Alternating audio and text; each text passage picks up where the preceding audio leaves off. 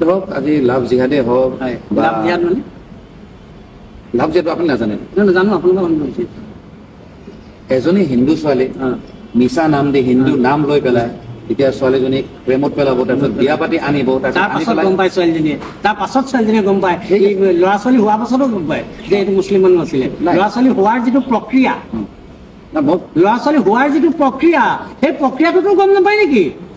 ঠিক আছে, মই কি কয় আপুনি কথাখিনি এইবিলাক এটা শুনক ৰাজনৈতিক শব্দ। এই লাভ জিহাদ কিবা জিহাদ এইবিলাক ৰাজনৈতিক শব্দ। আপোনাৰ মোৰ এতিয়া সচেতন ব্যক্তিৰ মুখত এইবিলাক শুবা নাপায়। এগৰাকী ছোৱালীয়ে বা এগৰাকী বোৱাৰীয়ে পিছত যেতিয়া ক'ব যে মোক সমান্তকৰণ কৰাৰ কাৰণে মোক ফ'ৰ্চ কৰিছিলে বা মোক জোৰজবস্তি কৰিছিলে বা মোক গৌ মাংস খোৱাৰ কাৰণে গম পোৱা নাছিলে। আপুনি এনেকে যেতিয়া কেমেৰা এগাল আহি যাব তেতিয়াহে গম পায়।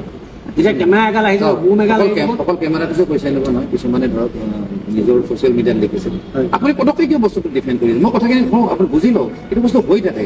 আৰু চাওক, আজি ধৰক মই কোৱা নাই যে অকল মুছলিম মানুহে আছে, হিন্দু মানুহ আছে, ধৰক ড্ৰাগছৰ ক্ষেত্ৰত হওক বা বহুত অনৈতিক মানে আপুনি এই ক্ৰাইম ৰেটটোৰ ওপৰত অসমত আইটেম আইটেম কেনেকৈ গম পালে? বেছি এইটো নিউজত হোৱাটছআপ ইউনিভাৰ্চিটি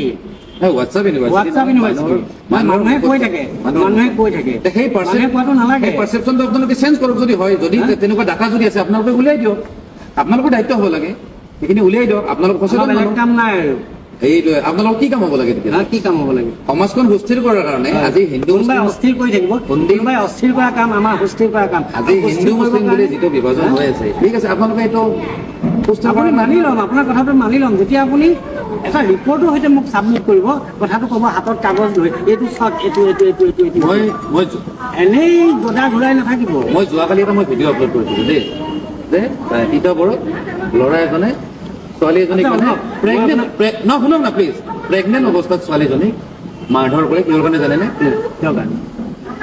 কাৰণ হ'ল তাই বোৰখা নিপিন্ধে আৰু তাই গৰু মাংস নাখায়। আপুনি কিমান বছৰ হ'ল বিয়া হ'ল? যে বছৰ কি নহওক, শুনক, আপুনি কথাটো কিয় বুজা নাই? যে বছৰ কি নহওক, ছোৱালীজনী তেওঁক ভাল পাইছে, তাৰ লাইফটো ধৰক উৎসৰ্গা কৰি দিছে। আপুনি যদি মোক প্ৰথম লগ পাইছিলে, মই গৈ পেলাই থানাত এফআইআৰ এখন দিব, কথাটো